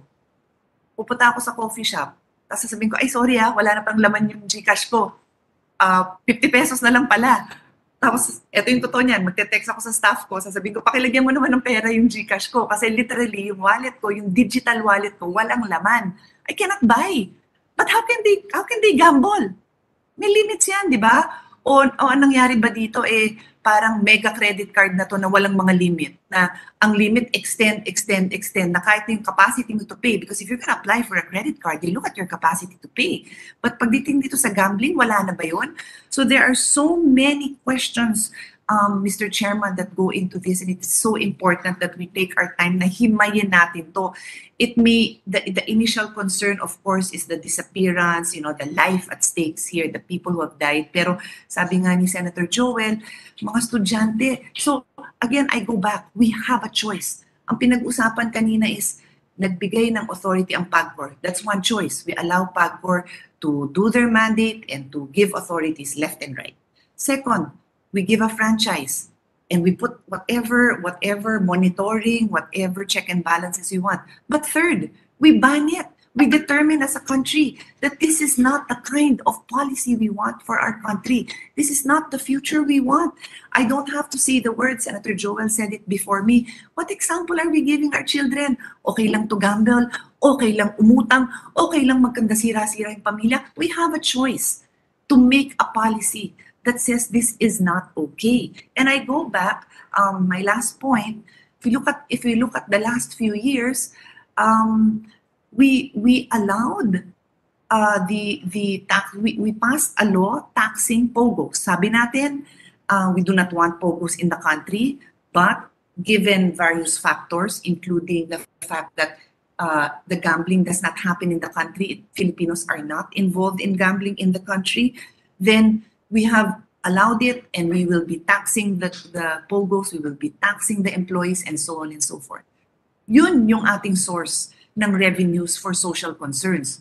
Huwag na natin dagdagan. Let's see how this works first. Let's see what kind of revenues we get out of this. Yung palang alam na natin maraming problema. A colleague of ours has also filed a resolution seeing how damaging the existence of pogos are also in our country. Tapos dadagdagan pa natin. Ginagawa pa natin pinapayagan ng maging kabuhayan to, not just for those operating the isabong, but also all the other members of that whole wheel that makes it turn, like I said, from doon sa nagpapautang, doon sa nagpapatakbo ng maliliit na betting stations, and so on and so forth. So, malalim ito, Mr. Chairman. Again, salamat na tinawag niyo itong hearing na to. Himayin po natin to, tiyagain po natin. Total, pareho naman tayong naka-break, pero itong mga kasama natin, nagka-campaign, nandito, tiyagain po natin kahit ilang araw po to abutin. I'm sure willing ang mga kasamahan natin to find the solution to it, and I hope it is similar to what Senator Joel and I want, na maban na itong mga ganitong klaseng activities. Maraming salamat. Thank you, Senator Pia. Maraming salamat. Meron ba tayong tagapagko rito? Among, you have opening statement? Good morning, Mr. Chair. Sandali lang. Mag-oath muna tayo sa lahat ng mga resource persons sa COMSEC take charge. Thank you, sir. Sir, before they take their oath, may I first recognize again the people from the private companies whom we have invited, sir. From the Globe GCash, the President and CEO Martha Sason is represented by Attorney Mark Anthony Amurao. From the Smart Pay Maya, sir, we have invited them, but they have not given us any representative of this moment. We would also like to recognize the presence of the President of Lucky 8 Star Quest, Attorney Angelo Nino Santos, who also represents Manila Arena. We also informed Attorney Santos last night, sir, that if possible, the guards would come with him, sir. We would also like to recognize the presence of Mr. Joe Pisano, CEO Jade Entertainment. He is present via the internet, sir, or virtual, from the Jade Entertainment and Gaming Technology. From the Nevin Cockers Alliance, we would like to recognize the virtual presence of Attorney Magnum D. Agpawa. As stated earlier, the Manila Arena is represented by Attorney Angelo Nino Santos. May we request all the invited guests here at the session hall and at the gallery to please stand up and raise your right hand. Even those people who are online, tayo po tayo, sir. Tayo po tayo. Yung families din po, tayo po tayo. Mag-swear lang po tayo. Yung invited guest po. Do you swear to tell the truth, the whole truth, and nothing but the truth in this public hearing and investigation? Thank you very much. Please take seats. Thank you. Hihingan muna lang natin muna ng opening statement is PAGCOR, then PNP. Then afterwards, para orderly yung ating hearing, we will take each case. There are 6 cases. There are 6 cases according to the PNP. So we'll take case number 1 involving ganito karaming mga missing persons. PNP muna magsalita sa kanilang report, then afterwards, magsalitain natin yung management nung arena, then afterwards, yung family members, magsasalita sila. So, ganun ang treatment natin. It's case 1 up to 6, PNP muna, then management ng arena, then followed by the family members.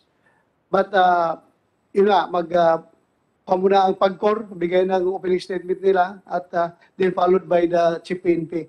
Afterwards, Senator, the Senate President and Senator Lacson can start injecting their questions dahil pagbigyan natin sila at marami pa silang gagawin. So, ganun. Thank you. PAGCOR, you have the floor. Thank you, Mr. Chair. Mr. Chair, honorable members of the committee, representatives from the law enforcement agencies and other national agencies, ladies and gentlemen, good morning.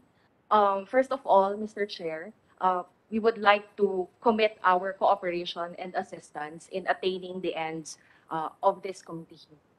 PAGCOR is committed in helping and assisting our law enforcement agencies for this purpose. And also po, we would like to clarify the difference of traditional cockfight or sabong with that from e-sabong. For the actual cockfights, it is the local government units who issue licenses to these cockpits and to these cockfights, ensuring that these are being lawfully conducted or performed. As to PAGCOR, we only license the remote betting of these licensed cockfights happening in licensed cockpits. So ang e-sabong po ay pumapasok lamang when 2 elements are met. Una po sa lahat ay ang pagla-livestream or pagpo-broadcast ng mga licensed cockfights from these licensed cockpit arenas. And these are being live-streamed or broadcasted to off-cockpit betting for purposes po of betting by the players.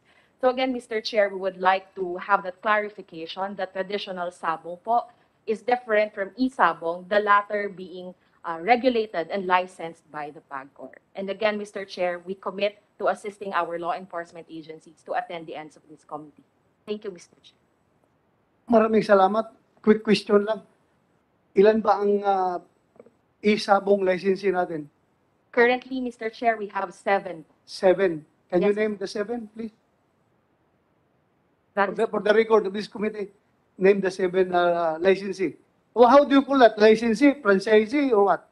licensing. Licensee. Licensed e-sabong. Is, The kung- 7 licensed e-sabong operators, Mr. Chair, are Belvedere Vista Corporation, Lucky 8 Star Quest Incorporated, Visayas Cockers Club Incorporated, Jade Entertainment and Gaming Technologies Incorporated, Newin Cockers Alliance Gaming Corporation, Philippine Cockfighting International Incorporated, and Golden Buzzer Incorporated. Maraming salamat. Thank you. Thank you, Mr. Chair. Go ahead, sir.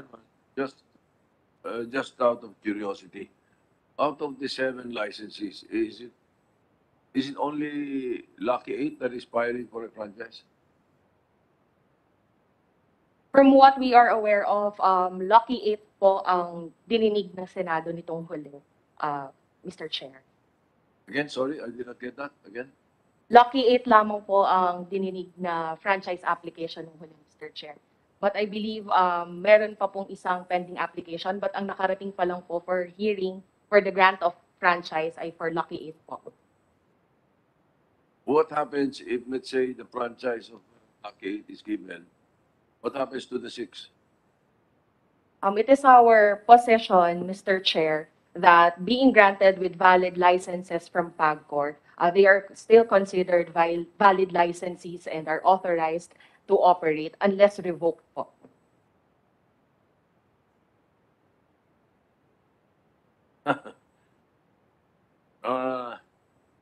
All right. What I mean is, yung isa, kumuha ng license, ng franchise. Nabigyan ng franchise. Ano ngayon ang diferensya nila doon sa nagkaroon ng franchise, doon sa 6 na hindi nabigyan, walang franchise at license lang ng Pagcor? Anong diferensya? No? For the franchise po, papasok lamang po ang PAGCOR, Mr. Chair, sa pagre-regulate po sa kanila. And this is where our position for the issuance, for the promulgation po of a gambling law would come in. Kasi po kung may gambling law, mas madali po sa amin sa Okay. PAGCOR ang I will answer the question for you. Ano daw ang diferensya doon sa mabigyan ng franchise at saka doon sa 6 na walang franchise? I think the answer is very clear na itong mabibigyan ng prangkisa ay magtatamasa sa isabong for the next 25 years. Samantalang itong 6 na hindi nag-apply ng prangkisa, pagpasok ng bagong gobyerno, after this administration, ay subject to control na naman sila ng Pagcor kung i-renew ba yung kanilang license. Di ba? Whereas kung yung franchisee, congressional franchise, will give them 25 years na mamamayagpag sa isabong.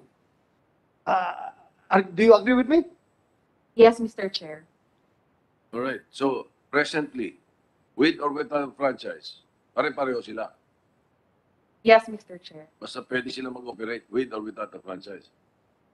Yes, Mr. Chair, as long as they have valid licenses from PAGCOR. All right. Thank you. Good. Thank you, sir. I think Follow-up. Senator Pinglaton. Sir But Chairman. in other words, once granted a legislative franchise, you will lose regulatory powers over that licensee. Di ba? We will continue regulating, Mr. Chair. A franchise holder, congressional franchise holder, or legislative franchise holder. They're out of PAGCOR already. If the license remains valid, Mr. Chair, we will still continue regulating them until the same has been revoked. In other words, even if they're granted legislative franchise, parang sa NTC, yung sa franchise sa frequency, you can still exercise regulatory powers over the franchise holder. Yes, Mr. Chair. Thank you for the clarification. Mr. Chairman. No, ay kung Senator, Senate President muna. finish it Please. first. Yes, sir. Kung ayaw na kumuha ng license sa inyo, nung may franchise na siya, ayaw na kumuha ng license sa inyo. In that case, Mr. Chair, we can only regulate po those with valid licenses with us. Tama is ano ni Senator Lacson. Pagka nabigyan ng franchise, wala na sa ano ninyo. Wala na sa jurisdiction ninyo. Much is contained in a letter addressed to us.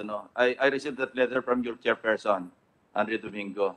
That your position is to oppose the granting of the legislative franchise. Is that correct? As to the granting of the legislative franchise po, Mr. Chair, it is we don't oppose the granting po, but what we fully support is the promulgation po of a gambling law for PAGCOR to better regulate po the industry. Parang iba yung nabasa ko sa letter ni Chairperson Domingo. Your position is to oppose the granting of the legislative franchise because ang reason sinite doon, mawawala nga yung regulatory powers ng PAGCOR over the franchise holder, the legislative franchise holder. Anyway, that's another matter that we must take up during the plenary debates of the franchise application. Thank you. Thank you, sir. Senator Tolentino first. Senator Tolentino. Why? Are you listening? Thank you, Mr. Chairman. May sinabi po kayo kanina, there are 2 elements needed before an e-sabong operator is given a franchise by PAGCOR. Ang nabanggit nyo lang isa, live streaming. Siguro po nakalimutan nyo yung pangalawa. Ano po yung pangalawa? Ano, Mr. Chair? The second po is for the purposes of betting po. For purposes of betting. Siguro, habang tumatakbo tong hearing natin mamaya, sagutin nyo paulit-ulit, saan galing po yung karapatan ninyong mag-issue ng prangkisa para sa isabong. Binabasa ko po itong Republic Act 9487. Wala naman po dito nakalagay na na allowed kayo mag-issue ng prangkisa sa isabong, at binabasa ko rin po yung inyong regulatory framework for electronic sabong. Hindi ko alam kung saan nyo nakuha itong karapatan nyo o authority na mag-issue ng regulatory framework for isabong, except perhaps kung nagre-rely kayo sa opinion na lumabas galing sa Department of Justice or sa Office of the Solicitor General. Pero nagtatagpa kayo ng isang bagong opisina, isabong licensing department, na wala naman dati. So, babalik-balikan ko po yan saan nag-ugat ang karapatan ninyo, authority, na mag-issue ng prangkisa para sa isabong. If I may be allowed. Yeah, Senator Tolentino, I think you're referring to license in the franchise. Yes, License. yes, yung license. Yung license. Nagkiklaim kayo na may delegated authority kayo na wala naman po sa Republic Act 9487 na hawak-hawak ko rito. You have the floor, please. Pagko. Thank you, Mr. Chair. Mr. Chair, we derive our authority po to grant licenses to isabong operators by virtue of OSG, opinion from the Office of the Solicitor General, dated May 31, 2018, opinion from the Department of Justice, dated January 28, 2021, and a memorandum po from the Executive Secretary, Office of the President. These three correspondences, Mr. Chair, identify or recognizes our authority, PAGCOR's authority to issue licenses. Again, Mr. Chairman, wala po ako nakikitang legal authority. Isang authority galing sa batas, na galing sa Kongreso, na nagbibigay sa inyo ng karapatan na mag-issue ng lisensya para sa isabong. Dahil nakalagay nga dito sa Section 2, yung authority niyo hindi kasama po yung games of number. Kanina, dinidifferentiate mo yung physical sabong at isabong, pero again, medyo malabo po yan. Mr. Chairman, hahaba po ito. Marami pong factual issues na kailangan pang ipalabas. I refrain from pursuing this question, pero dapat po sagutin po nila yan. Salamat po, Mr. Chairman. Chairman. Maraming salamat, Senator Tolentino. Mr. Chairman, very related, Mr. Chairman. Okay lang sa'yo, Senator Pia? Si Senator Joel muna? Just one minute lang, Mr. Chairman. This is very related. Thank you. Mr. Chairman, I agree with Senator Tolentino. This representation was part of the House of Representatives that passed the Charter of PAGCOR, Republic Act number 9487. It's distinctly there, Mr. Chairman, Section 10. Nature and term, Mr. Chairman, shall not extend licenses to games explicitly mentioned, like cockfighting, Mr. President, Mr. Chairman. So I wonder where PAGCOR is getting their legal basis as to how they can or why are they issuing licenses. I have the same passion with the senator from Batangas, Mr. Chairman, because I don't see any reason why they can actually be allowed to give out licenses like this. Another thing, Mr. Chairman, I know this is far from this, Mr. Chairman. Yung GCash, for instance, yung Globe. Bakit?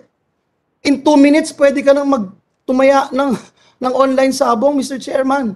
Kahit sinong may GCash. Kasama din ba sa franchise nila yun?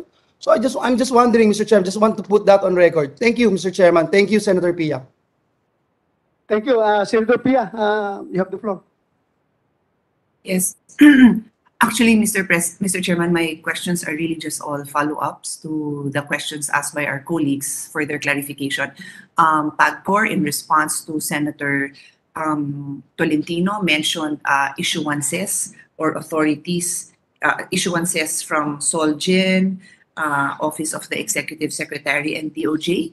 Can we get copies of that? And sana during this hearing, para we can have follow-up questions. Kasi I'm sure my colleagues would also want to know what are these issuances that are now the basis of PAGCOR's authority to grant online gaming, because Senator Joel already says that cockfighting per se was already excluded. So kung merong mga bagong issuances na ganito, di natin alam, put it on record so that we can also study it. That's one question. Can I just get a confirmation from PAGCOR that they will provide ASAP? Yes, PAGCOR, can you give us the requirements of Senator Pia? Yes, Mr. Chair. Okay. Yes, and then approbative, Senator Pia. And then my second question also is a follow-up. I think this was in response to the Senate President, Senator Soto's question on PAGCOR's authority. On who are these grantees of PAGCOR? And I think PAGCOR mentioned, was it 7? So can we, and I'm not sure if the names were mentioned, but in any case, there can we put on record the names of each of these grantees and who are the people behind this? So the incorporators, the president, the managing boards. I'd like to know that, Mr. President. Let's put that on record as well. So that we know who are these personalities, because we don't want them to be hiding behind, their corporate veil. We want them to be, they should all be willing to show their face and acknowledge that this activity that they have ventured in is causing these kind of problems and be accountable for it. So we want to get their full names, Mr. President. Can we do that, Mr. Chairman? Can we do that? Yes, we can do that right away, Senator Pia. PAGCOR, can you name names or this or the persons behind these seven licenses na binigyan ninyo ng license? Mga pangalan. For Belvedere, Mr. Chair, for Belvedere Vista Corporation. May request dito na medyo pwede mong anyway, may cover man tayo sa gilid. O pwede pa samantala, tanggalin mo lang muna sandali. Then balik mo lang Yes, mamaya Mr. after Chair. ka magsalita. Kasi hindi daw marinig, sabi nung media na nagmumonitor. Yes, Mr. Chair. Sige, please. For Belvedere Vista Corporation, Mr. Chair, we have Mr. Rogelio Morales. For Lucky 8 Star Quest Incorporated, our authorized representative for that is Attorney Angelo Nino Santos. For Visayas Cockers Club Incorporated, Mr. Christopher Santiago. For Gusto ni Senator Pia, malaman... Complete, not just representative. Yes, complete. Mr. Chairman. Kasi baka mamaya, ito, isa lang tao ito. Tapos gusto niya malaman yung... We will provide, Stockholder, Mr. Chair. the incorporators, the board of directors, and the whole management team from the president, the vice president, the general manager. Anyway, Senator Pia, later on sa hearing natin, produce mo yun at i-present mo dito, dito sa hearing natin para ma-put on record kung sino yung mga tao na yan, ha? Yes. Yes, Mr. Siguro, Mr. Chairman, since she only has itong sabi niyang representative, yun kahit isang name na nga, ituloy na niya yun para we can do our research on them and then later on, at the proper time, I leave it up to you, Mr. Chairman, pag ready na sila, ibigay nila yung kompleto. Pero pabigay na lang natin yung part na yun. Okay. Anyway, Ipatuloy natin. Yeah, we will require you to submit the latest general information sheet submitted to SEC, itong mga licensee na ito. Yes, Pasabit sa amin, ha? Yes, Mr. And aside from that, gusto talaga ni Senator Pia na para put on record dito sa hearing, banggitin mo mamaya yung mga pangalan ng mga tao niyan behind these 7 companies na binigyan niyo ng license. Later on, kasi unahan muna natin yung paghahanap ng mga missing persons. Balikan ka namin mamaya. Is it okay with you, Senator Pia? Of course, Mr. Chairman. In fact, I don't expect na matapos nyo naman to today. So I have lots of questions I want to prepare and later on I have 2 doctor's appointments. So with your indulgence, I'd like to propound many more questions later on. So go ahead with your flow. Di na ho ako mag-i-interrupt pero ma-reserve lang ako ng mga questions ko. Hindi ka nag-interrupt. Your interruption is very necessary for this Thank you. hearing. Thank you, Mr. Chairman. With your indulgence, kung after your doctor's appointment, balikan mo kami dito. At importante yung mga tanong mo. Maraming salamat, Senator Pia. So, from here, bigyan mo muna natin yung opening statement ni Chief PNP. Pakinggan mo natin. Go ahead. Mr. Chair, Your Honors, magandang umaga po. To the Honorable Chairman of the Senate Committee on Public Order and Dangerous Drugs, Senator Ronald Bato de la Rosa, all the distinguished legislators present here and joining us online or virtually, the resource persons and attendees present today. Magandang umaga po sa ating lahat. Philippine National Police manifests our full support, noble intent and endeavor of this Honorable Committee on the hearing and investigation in aid of legislation on the missing persons allegedly involved in Sabong and Isabong related incidents, with the end view of recommending legislative measures that would address similar incidents. In fact, your Philippine National Police, through our Criminal Investigation and Detection Group, is investigating on the matter, wherein the details will be presented during this hearing, should the Honorable Committee requires. The PNP lauds the wisdom of the legislator in pursuing the foregoing investigation.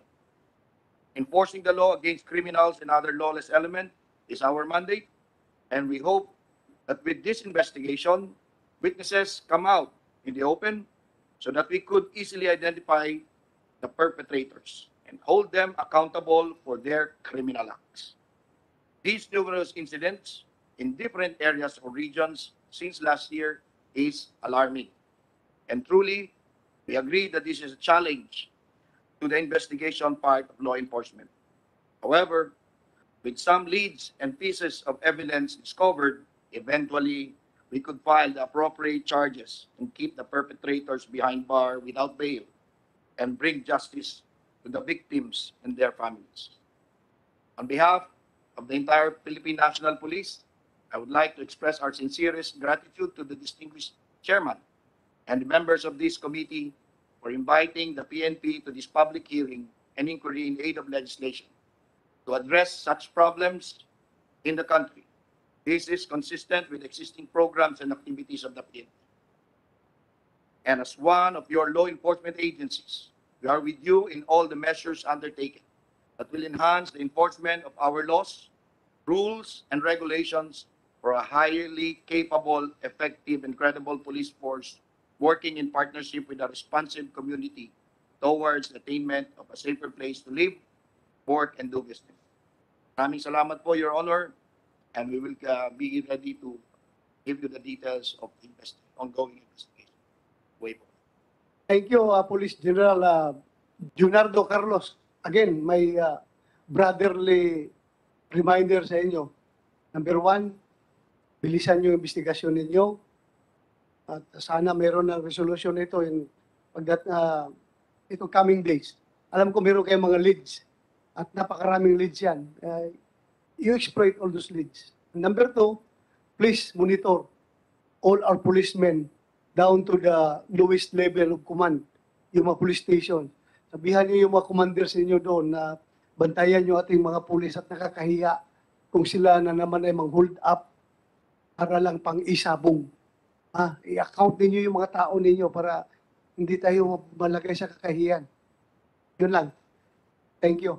Mr. Chair, we will do that, sir. We are doing that already, sir. We will continue following this. Yes, maraming salamat. So, from here, we will hear case number 1. As I've said, una magsalita ang progress report ng PNP sa kanilang investigation. Susunod, sasagutin ito ng management ng arena kung saan nangyayari yung kung mayroong abduction or basta missing person. Then, lastly, yung pamilya na andito ngayon. So for case number 1, ito yung nangyari doon sa Manila Arena last January 13, 2022. This case opened the floodgates of all the other unreported and unacted cases. Dahil nga, unreported, so unacted. Nung nag-follow up ang CIDG, dito lang nalaman na umabot na pala ng 31. So ito yung pinakaunang case na nag-open up ang lahat. So case number 1, Manila Arena, last January 13, 2022, victimizing Jad Claude Vinson Inonog, Marlon Bakay, James Bakay, Mark Joseph Velasco, Rondel Cristorum, and Ruel Gomez. 6 sila, 5 taga Tanay Rizal at 1 taga Manila, yung taga Manila, yung isa, yung gaffer. So, andito yung mga mahal nila sa buhay. I think that they are complete according to our COMSEC. So, PNP, what's your update on this case? Thank you, Mr. Chair, Your Honor. May we be allowed, sir, that our Special Investigation Task Group to present the briefing, the presentation as to the updates and what police actions have been done by our Philippine National Police, particularly our CIDG under Police Major General Bert Pero, sir. Go ahead, you have the floor. General Pero. Mayong buntag, Sir Chair and Your Honors. Our SITG commander tasked to brief this morning is Colonel Averin, and he will be briefing us on the progress of our investigation. Thank you, sir. General Pero, I would like to thank you. Kahit na you are only 6 days away from your retirement, still hindi mo binibitawan itong kaso ng Isabong 31.